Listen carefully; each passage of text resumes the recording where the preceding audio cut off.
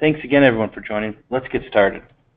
Today's topic is security versus compliance. It's the next series of our continuing education seminars. A few quick housekeeping items before we get started. We have around 30 minutes of content to talk about, and then we'll open up the floor after that for any questions, comments, or discussion points. I'd ask you, if you have anything to contribute, please use the GoToWebinar interface. It should be on the right-hand side of your screen. There's a spot where you can enter in questions along the way. If we have enough time, we'll try to get to as many as possible. If you have specific questions around your specific environment, please feel free to reach out to any of our Newspire sales representatives, and they'll get you in touch with the right resources. I believe at this point you've probably been contacted by a representative before, but you can always go to newspire.com and use the Contact Us feature, and that'll route you to the appropriate place. So moving on to our agenda and the topics we'd like to discuss today, we plan on going over 5 key areas. First is an overview. I'll introduce myself and my resources on the call, tell you a little bit about Newspire Networks just for a basic understanding, and then we'll give a quick overview of the topic. The topic, of course, is centered around governance, risk, and compliance. So we'll try to give a high-level overview of GRC. As you can probably assume, governance, risk, and compliance, especially around all of the areas associated with it, are quite vast, and you can write books around each of the elements, and it's way too long to cover in about a half hour. So what we're going to try to do is instead talk about the commonalities that exist between all of them, and at a higher level, how to achieve quote-unquote compliance. From there, we'll talk about some of the pillars and some of the areas that maybe separate the compliance from security, and we'll dive into that a little bit in our section around why do compliant companies get hacked. We've got some examples of compliant versus secure, and the idea behind it is to try to explain that while if you are secure, you're generally compliant. Compliance doesn't always equal security. We have a lot of folks that come and talk to us and try to explain that they understand that concept, but have a problem when they're given a directive from their leadership to achieve compliance and not necessarily security. So we've built in a section around how to implement security when leadership just wants compliance, and we'll get into the different elements and points that can help guide that conversation around education, return on investment, and then risk analysis. And finally, we'll end with how we can help out and how we've helped out organizations similar to yours. Going into the next slide, I'd like to introduce myself and Stephen. My name is Dan Hoban. I am the Director of Business Development for Newspire Networks. My job is centered around talking with our customers around needs analysis, and then building solutions and programs to meet those needs.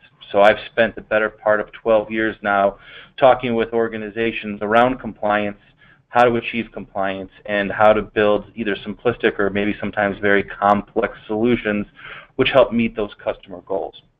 With me in these endeavors quite a bit is a counterpart of mine, Stephen Caldwell. Stephen is one of our support engineers. He works in a sales engineering capacity. He's also spent a lot of time diving into compliance and how our solutions meet those compliance. So he's well versed in a lot of areas when it comes to governance, risk, and compliance. Stephen, thanks for joining us. Hello, everybody. How are you today? All right. So those are your 2 main speakers. On the phone with me, I also have a cast of support engineers, sales representatives, and marketing professionals that will guide us along. Getting into a little bit about Newspire, for those who are unfamiliar with us, we have been one of the world's leading managed security service providers since the late 90s. Over that time, we've experienced phenomenal growth, and in my opinion, it's based on a few different things. One is we've developed some leading solutions around managed security and security services. Even recently, we've won some awards around best managed security service, most innovative service. I've listed some of those on the lower right-hand side. The other thing, too, is we've done a real good job meeting what I feel the market need is for managed security services, and especially for specific types of customers. We specialize in organizations that have a distributed WAN-centric network topology. So if you think about it, your environments that involve retail, branch office, home office, satellite locations require a little bit of a different solution set to achieve security and compliance. And we've developed some great solutions based on our technology and expertise that meet those goals. You'll see at the bottom there's some of our customers, and they fall around a few different areas when it comes to compliance. You'll see there's customers there that are concerned with PCI, publicly traded companies that have to meet SOX compliance. There's healthcare organizations concerned with HIPAA, and even a lot of financial institutions. We actually deal a lot with automotive retailers who lease and lend, so they're held to GLBA, PCI, and a few others. One thing we've done very well is build solutions that cross multiple compliance platforms. So if you're a pharmacy and need to deal not only with HIPAA, but also PCI, we've put together some pretty unique solutions around that, and that's given us a lot of experience in how to achieve security and how to achieve compliance. A little bit more about us. We're a global organization. We're monitoring locations in around 82 different countries at any given moment.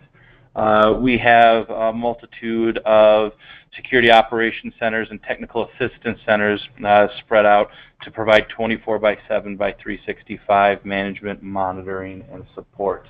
It's good to point out that it's not even just the security operations centers, but the technical assistance piece too. So we have a whole arm of the organization which specializes into reaching out to customers to provide awareness, education, and resources for organizations that might need help with compliance and security. We've won, I mentioned before, a lot of different accolades because we're developing our own solutions around our expertise, and that's won us a lot of recognition by industry analysts, industry awards. We've listed a few, but there are many more that you can find on Newspire.com.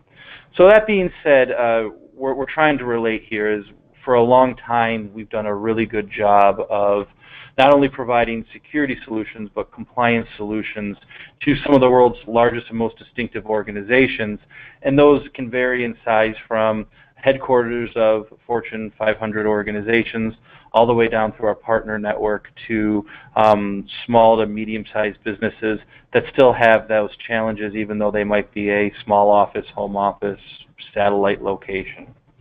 So based on that, we've put together the following webinar around security and compliance.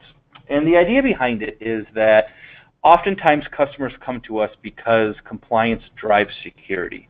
We'll have an organization that will come to us and say, I need to meet a certain level of security so I can achieve my objectives with my ownership or the board of directors around compliance. So we realize that in a lot of different ways the security conversation starts with compliance. But we also realize that there's a lot of stories out there about compliant companies that are still facing security problems. And a lot of you on the phone, I think, are no stranger to that concept. Again, that security can drive compliance, but compliance doesn't always make for efficient security. So a lot of the customers we talk to really start with that struggle of, my directive is to get to A, is to get to this minimum level of compliance so I can prove to an auditor, I can produce a ROC, or I can go back to my board of directors and say we are compliant with X.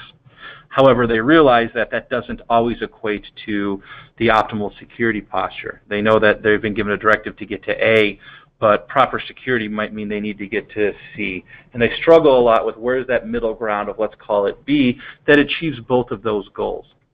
So our goal in today's conversation is to dive into the disconnect between those two issues, between security and compliance, and what causes that difference, and then most importantly, what our organizations can do to achieve both goals. We'll also provide suggestions on how to work with your internal teams on how to achieve that goal to meet both of those both of those components. So let's get into it. Governance, risk, and compliance, GRC, is a well-defined term, but it's defined in a lot of different variations. I didn't just want to put up my definition, so I spent some time trying to figure out maybe what is a good definition that seems to be well referenced across the globe and across the internet. And the best one that I found here is by a bunch of gentlemen I've listed at the bottom in a book called Internal Auditing, Assurance, and Advisory Services. And what they do is they define governance, risk, and compliance as three pillars that work together for the purpose of assuring that an organization meets its objectives. Governance is that first pillar, and that's the process of establishing and executing directives from the board of directors that are reflected in an organization structure and how it is managed and led to achieve specific goals. A lot of times we find that an organization or these projects start with the board of directors saying, I need to achieve X when it comes to IT or security, and that's that first pillar of the governance piece. And really the idea behind it isn't just to achieve security, achieve compliance for the sake of security or compliance, but it goes in line with the rest of their organizational goals, the rest of their mission and their vision and their values. And it can be around the services that they're offering, revenue growth, margins, things around that, those goals. And this is a component to help achieve those goals. It's to help keep that organization focused on their core services or products. The next piece, the next pillar, goes into risk management, and it's predicting and managing risks that could hinder those objectives. So a lot of the idea may be that they're trying to be compliant to avoid fines or lawsuits, which could hit the bottom line. It could be to achieve security to protect brand equity. It could even go down to that return on investment and just make sure that a secure organization is an efficient and productive organization that keeps the enterprise focused on their core business. Compliance is that third piece. It's that third leg of the stool, and that's the company's policies and procedures and how it's coupled with laws or industry regulations. It's often considered that this might be the foundation of building on the rest of your governance, risk, and compliance platform. So these three things really come together to start to dictate an organization's policies and their procedures when it comes to not just security but governance, risk, and compliance. It's trying to use risk management to help out with the compliance with the company's policies and procedures, and then ultimately how that can achieve the goals of the board of directors or ownership or leadership in general, which again boils back up to their core services, product offering, their mission, and their vision. So it's a little bit of a task that's at hand because again, too, there's a lot of organizations that are strapped a little bit with trying to understand and grasp the concept of governance, risk, and compliance. And I didn't know if Stephen, you had anything to add to that point before we jumped into the next slide. Oh yeah, I mean, as far as compliance goes, all of the compliance regulations kind of have one thing in common, 3 steps. You need to identify and define the data that's going to be protected, come up with policies, procedures, and security to offset who is going to access and how that data is going to be used, and then you have to have policies in place for auditing any changes or securing any access to that data and making sure you can have an audit trail for a history. Do that and you're halfway there on basically all of the regulations. But it does not necessarily mean you're secure when you check those boxes. Exactly. And we do find, going into the next slide, there's a lot of commonalities that exist with all of these different regulations. There's a great white paper put out by SANS, and if you'd like to see more of it, please reach out to us and we'll provide the entire documentation for you. But this is one of the better pieces that I found, which really tries to lay out the concepts and requirements that are needed by by all the different regulations. So you see that this is listing SOX, GLBA, HIPAA, all the different regulations right next to each other, and it starts to lump everything into commonalities. And I think that goes a long way because, to Stephen's point, there is a three-step process that you need to get into, but there's very different ways that you can get to it, from limiting access to defining your scope. And all of these different industries are doing their best to try to document and define requirements. Starting at the top left-hand side, they've done a real good job here, I think, of putting maybe the most common pieces at the top and trying to show that these are some of the ones that are required by all of these different regulations. And you'll notice their nomenclature is, if there's that dot there, it's required. If there's an I, it's inferred or implied, but not necessarily stated. And then an A means it's as appropriate with the organization. That generally applies to GLBA, or how it can be addressable in HIPAA. So not necessarily even applied, but there is on a lot of these regulations a caveat for how it best fits your organization.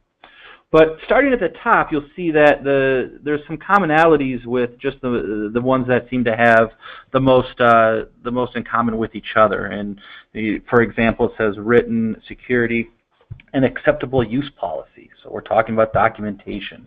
Audit logs and security events, which is really referring to the process and also the documentation around those activities. Timely monitoring review. Again, we're talking about process. And then management, sponsorship, review, attestation of security compliance.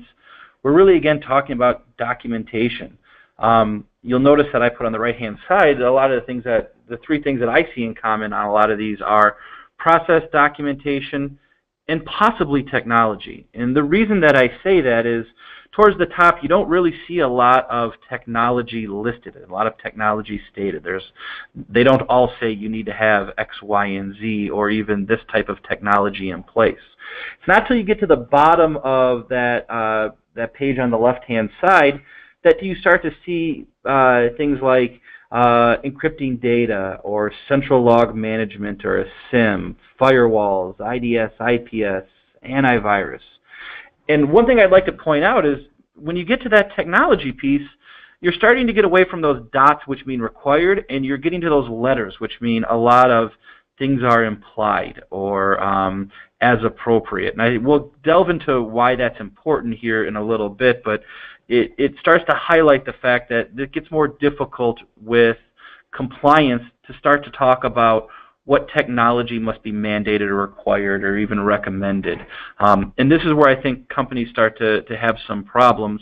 But at a higher level, you'll see that, and this will be a common theme throughout the presentation, is to tackle governance, risk, and compliance, there's a lot that's involved around process, documentation, and even technology as well. And I don't know, Stephen, if you had some more to add to that as well.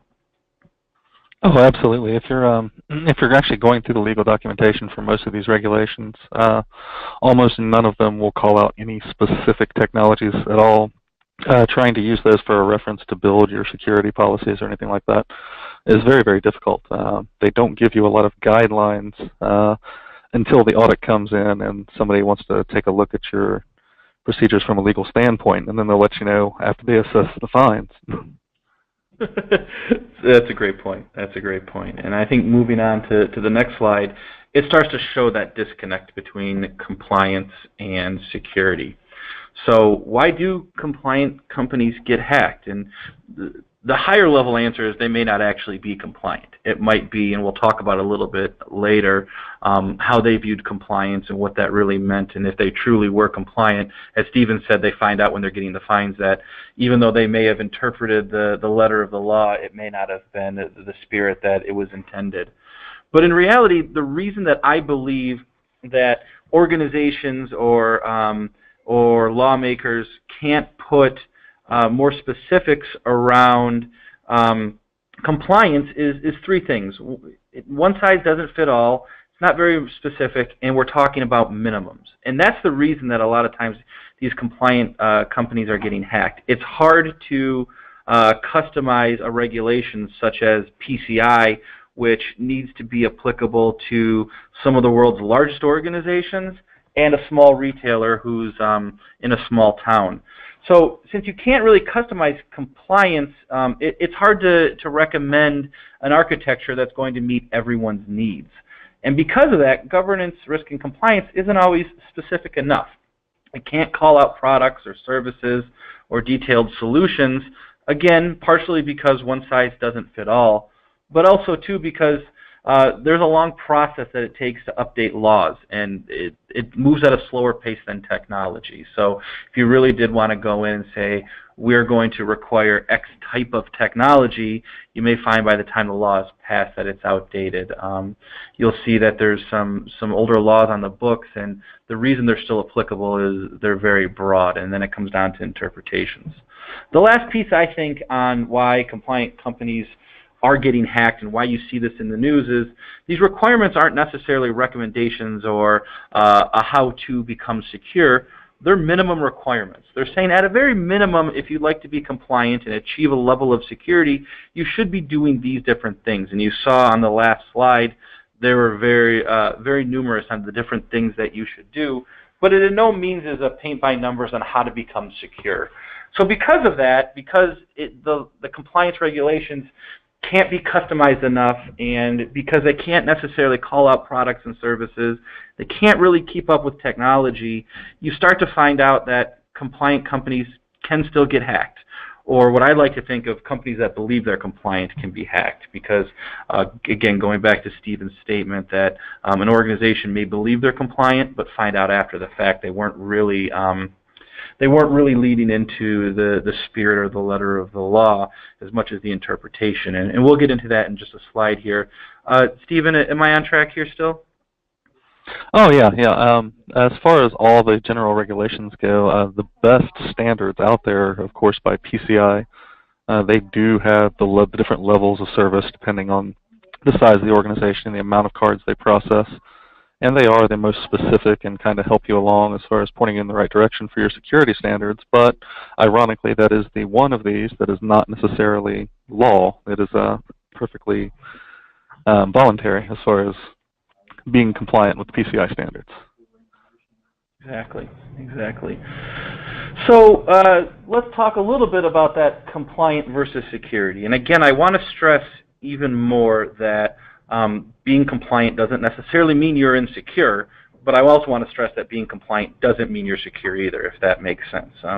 Proper security policy and procedures can ensure compliance, but it can't necessarily go the other way.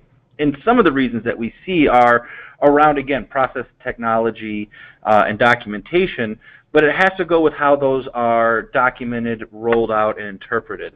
And what I mean here, and some examples are the implementation of that process. That one of the commonalities we saw in that SANS document was that an organization must assess risk before allowing a partner to access their network. Well, there's a lot of different ways that you can roll that out. It could be as simple as asking someone, hey, are you secure, or what are your risks? Or it could go a step further in terms of, we'd like to do some audits. We'd like to see your certifications. We'd like to see your third-party controls. We'd like to see documentation.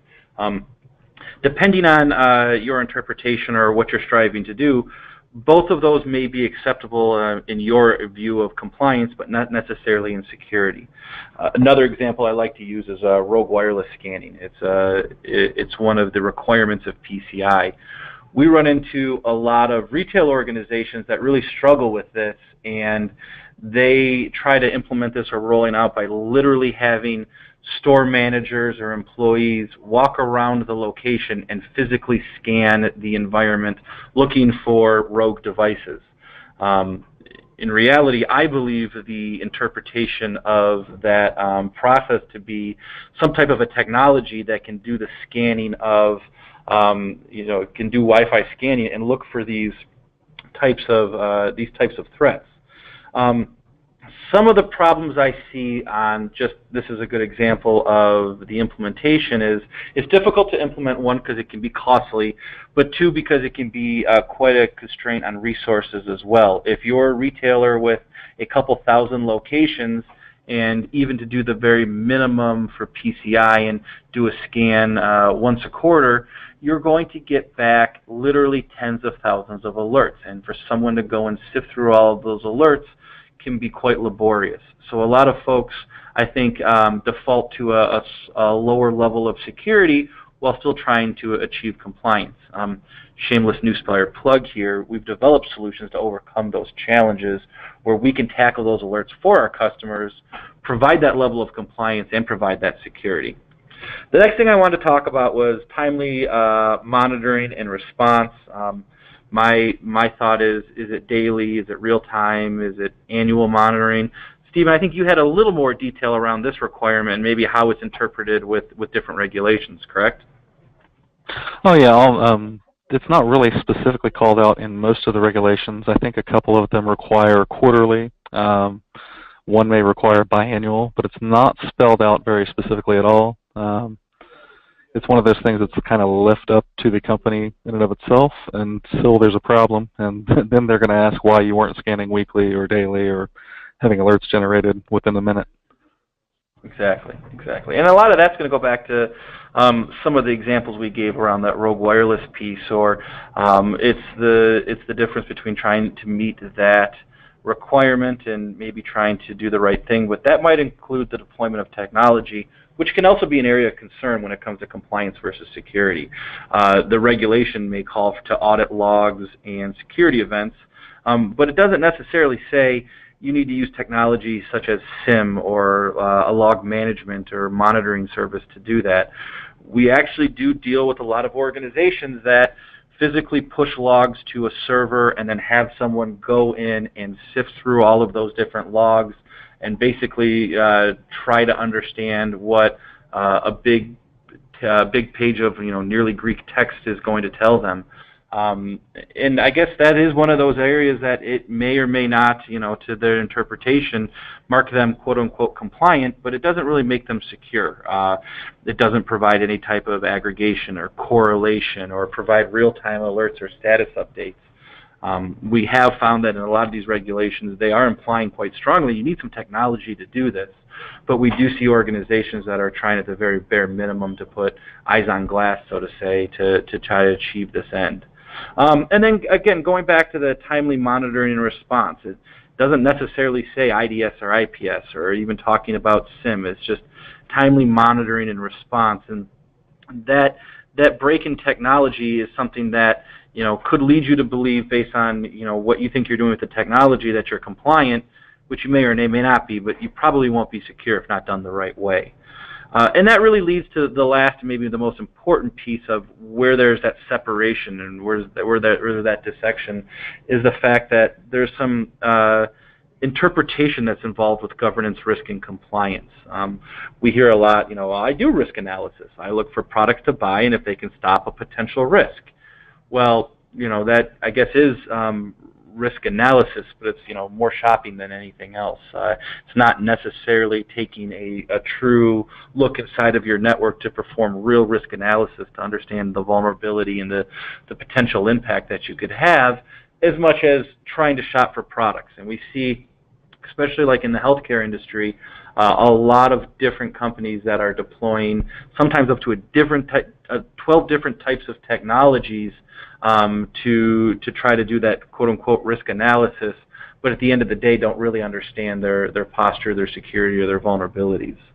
And even more at a simplistic level, you can interpret the compliance regulations in a lot of different ways. We hear a lot I monitor my inbound and outbound traffic, or well, my firewall does, and I bought that, so that's doing that for me. And that's not necessarily the letter of the law that it's asking for when it's telling you that you need to be aware of threats that are happening and potential breaches and where data on your network is going.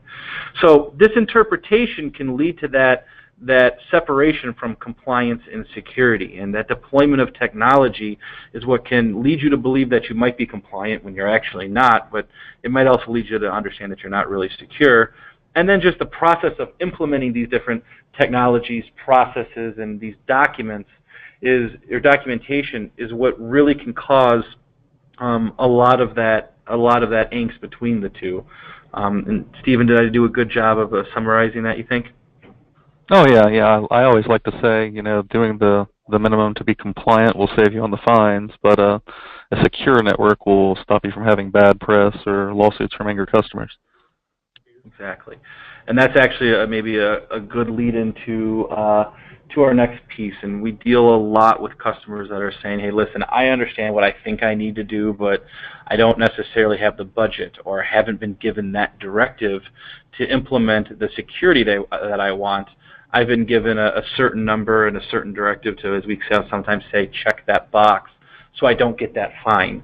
And we work with a lot of organizations to try to help change that outlook a little bit, to say, yes, you can achieve compliance by implementing the right security. Not necessarily I just need to implement security to become compliant, because it doesn't quite work that way. The three main things that we talk to our customers about, our potential customers about, is going back to their board of directors or their ownership or their leadership, and first starting with education, and starting that fines aren't the only concern. As Stephen just mentioned, there's brand equity, there's lawsuits, there's an impact on the network, which all leads to a financial impact. And again, going to that definition of GRC, that governance piece is talking about how the organization is going to operate to achieve their goals. And many organizations have goals, mission, or at least a vision when it comes to that financial piece. And that's, again, where we think that education piece goes a long way, because the start of the conversation might have been compliance, but the real thought behind it is security. What you can also do is start to build an ROI around this. I mean, beyond just compliance and fines, we can start to talk about, well, what is the cost of a network outage due to security? At this point now, I'm sure a lot of the folks that are on the call have had to deal with ransomware and what that means to the network. Or maybe you had a denial of service attack and found that the network was unresponsive. So when those happen, you could still be quote-unquote compliant or view yourself as compliant, but you can see the problem when it really comes to security.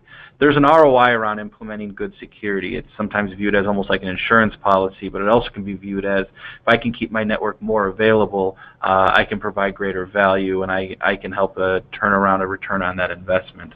Also, too, lawsuits, they're a big piece, and they're a big hit on your bottom line. And lawsuits will come when there is a breach. We're a very litigious society, so there's not really a lot of stopping folks from filing a lawsuit. But proper security, documentation, process, and technology can mitigate a lot of those concerns. The last piece, too, is employee productivity. A byproduct of proper security is a more efficient workforce. I mentioned ransomware before. That obviously takes customers, or it takes employees offline for a while, but also, too, just limiting access, limiting where people can go, keeps them more focused on the missions of the company, the vision of the company, and the directives given by their management. A lot of times, the silver bullet, or what comes down to talking to your board of directors, really comes down to risk analysis. We recommend that when you go and report back on your project for quote-unquote compliance or security, you often start with risk analysis. Either internal or a third-party risk analysis can uncover specific problems to your network. So you're not just necessarily focused on, hey, my compliance regulations say I need to do these 12 things, or I need to do these 220 things. But you can also start with, okay, risk analysis has told me these are our vulnerabilities, these are our risks, these are the things that can impact our organization in terms of outages, lawsuits, productivity, fines. That's usually a good way to frame the conversation back to leadership, so they understand, based on facts and a specific risk analysis on your network, what really needs to be done to achieve security and hence compliance.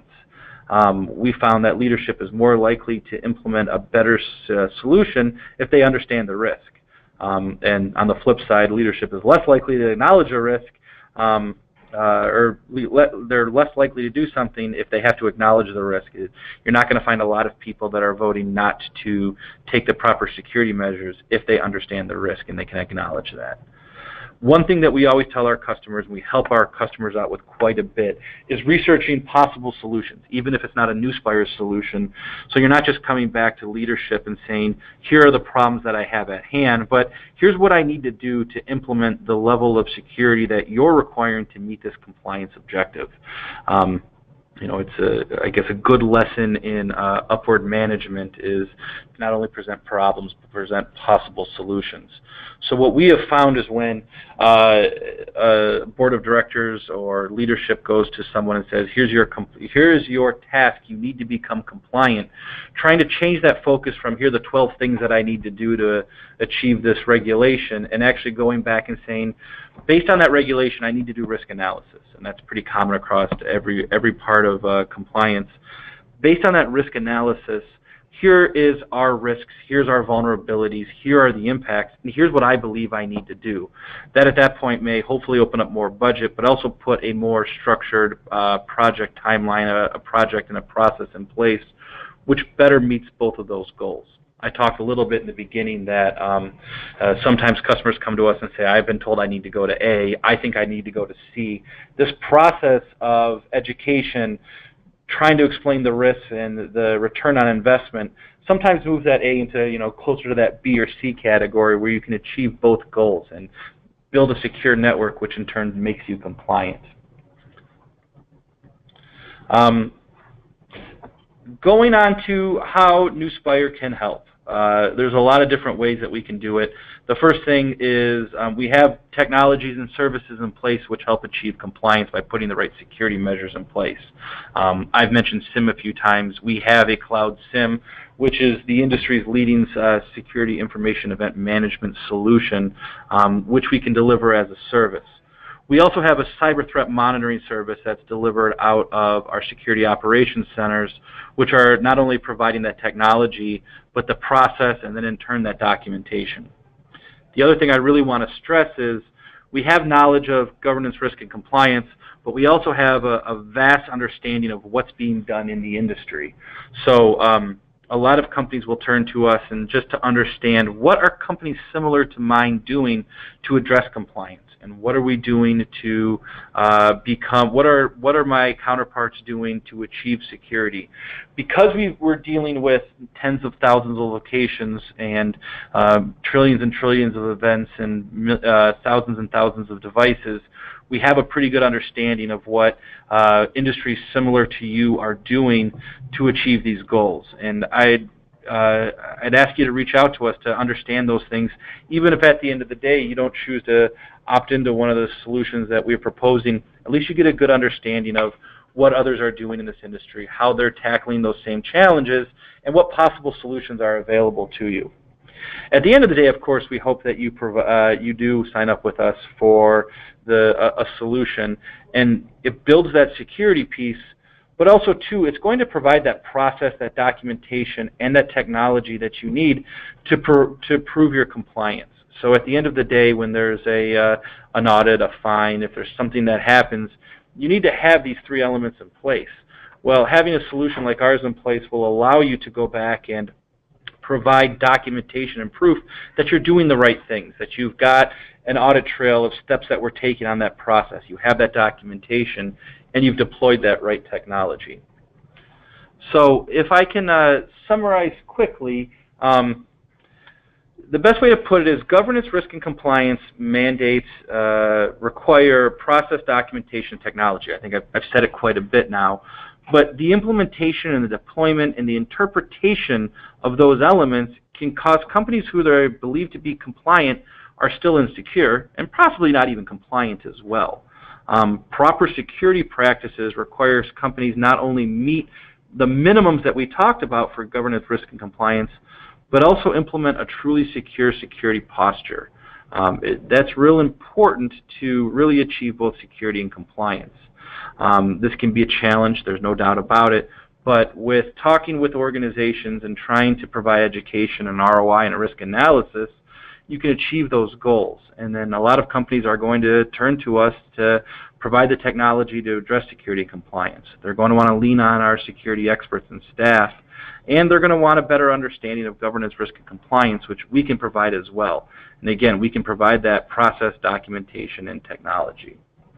So I think I've gotten to the end of my talk for now. Stephen, any other thoughts you wanted to add before we get into questions? No, I think you've done a pretty good job of covering all the bases. Okay, we don't have a ton of time, but let's see if we can pull up the questions. One is, are there providers who can assume responsibility for security and compliance? So it's a tricky question. I believe, and Steve, you can correct me if I'm wrong, compliance is up to the organization which is grabbing that information, being it the company that's leasing or lending, or the company that is collecting credit card information. You really can't mitigate that risk itself, because you are the company that needs to be PCI compliant, or needs to be able to show SOX compliance. There are companies, however, though, that can take responsibility for security on a network. There are companies that, like ours, that will put service level agreements around that say, I can't make you compliant, but what I can do is I can help achieve these different goals. I can make sure that when there is something happening on your network, you do really have that timely response, and I can show you that documentation. So, I mean, it is a quick turnaround between I can't make you compliant, but I can assist. And am I on the right track here, Stephen? Yeah, absolutely. There's no way to really mitigate the risk of fines or anything, or be compliant and have that burden placed on someone else.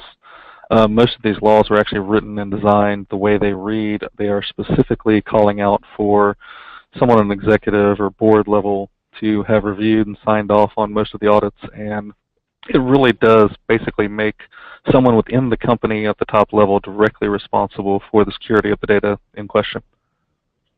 Yep. Another question that came up is, can you point us to the regs regarding response times for timely monitoring and response? So, you know, what we can do is we can reach out to you depending on your area of compliance, and show you where you need to have, or at least where it's called out to have, monitoring and response, or timely monitoring and response. But I think, Stephen, you mentioned that you're not going to have a definition on what is timely, or what is monitored, or what is that response time needed. I think you mentioned SOX maybe has a little bit more information, but a lot of them are going to say timely remediation response. Am I correct here, Stephen? Yeah, they don't get very specific. Again, they leave the language very broad and open to interpretation. I believe one of them, I'm not sure if it's SOX or if it's GLBA, calls specifically for a quarterly review of the security audit, but I'm not sure of anything more specific than that. It's actually in the language of the regulations themselves.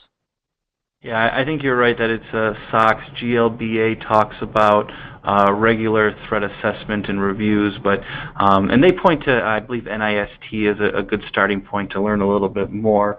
There's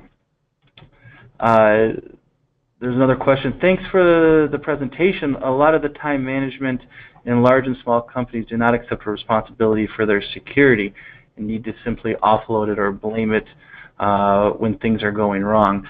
I think you're right. I think that there's a lot. What should IT do about customers that are unwilling to assist or accept responsibility? Education really is the key. If you can show proper documentation, if you can show proper education, that's really, it's hard to pass the blame if you can show someone in there.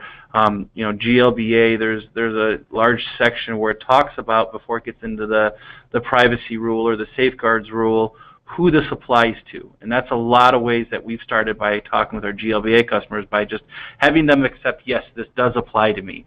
And then going into, you have to take responsibility. And then unfortunately, I think to your point, it takes a lot of time for both big and small companies, but it's a necessity of doing business these days, that you really have to understand what's going on and understand your security posture and implement accordingly.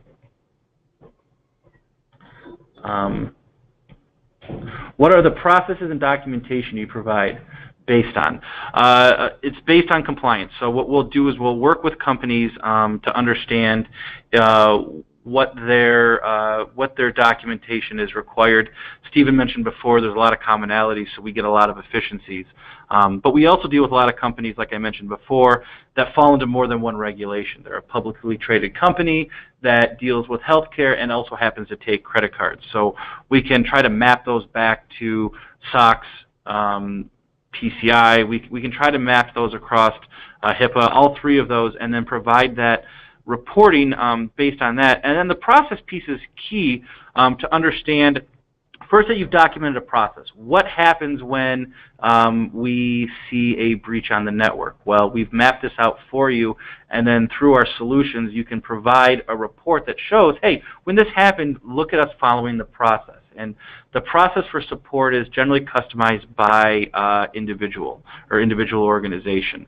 We have some individual organizations that will say, hey, listen, I need this process to actually flow to my end location. Say I'm a retailer. I need you to call that end retailer and work with them for that process of remediation. Provide me reporting. We have other organizations that will say, no, I need everything to run through headquarters, and we need to work together on that remediation process. But either way, we'll be able to put that documentation in place. So when if there is a breach, you can go back to that auditor and say, here's the documentation we had ahead of time. Here's the process that we put in place to follow that documentation that we laid out. And if you notice, we're following those steps that we laid out in our documentation plan. And then also, too, here's the technology that we had, which has been vetted many times over, that shows that we were doing the right things. I had the pleasure of running into someone from the FTC years back at a National Automotive Dealer Association conference. And sitting down and talking with them, they didn't really want to talk about technology. They wanted to help dealerships, which, again, Lisa and Lendon had to talk about GLBA. They wanted them to understand that process and that documentation was the first step. And so they were really there to try to do that first piece of it and say, hey, before you do anything, you need to start write things down, and then you need to follow those processes. And it wasn't even necessarily, when we talk process, it's not even necessarily breach response processes. It's making sure that you're locking down your credentials. It's making sure that you're deactivating employees when they leave the company. It's making sure you've got those separation of duties. And then, I don't know, Stephen, I've been talking for a little while. If I missed anything you wanted to add in. No, I think you've done a really good job of hitting most of the points. The only thing I can stress is it's definitely not a one-size-fits-all type of solution, even within the specific regulations. Each organization's needs are going to be very specific as far as the type of technology they're using and their processes internally, depending on their internal structure. So even the documentation, you can provide a framework, but you really need to fill it in and make things very specific. Yeah. And I think that's a good point. I would really stress you to reach out to us if you wanted more questions around any of these elements and how it might apply to your specific organization or to compliance challenges that you're up against or security problems that you're facing. That's what I spend a lot of my time doing, is trying to map out that, take it down from a one-size-fits-all to here's your customized approach, and here's what we believe you should be doing to meet these challenges that you have at hand. So the last question was, is the recording available is the recording going to be available for this? Yeah, we'll post this to YouTube as well, so you can access this online. Also, too, if you wanted to reach out to us, we can make sure we point you in the right direction. So unless there's any other questions, I'll give someone a couple minutes of their time back. I thank you all for talking with us. We do have an iPad drawing, which we'll be doing right after this, and then we'll be reaching out to our winner momentarily. So again, thanks everyone for joining. Please feel free to check back in with us. We're doing these quite regularly, so our next topic hopefully will be just as good. Thanks a lot, and goodbye.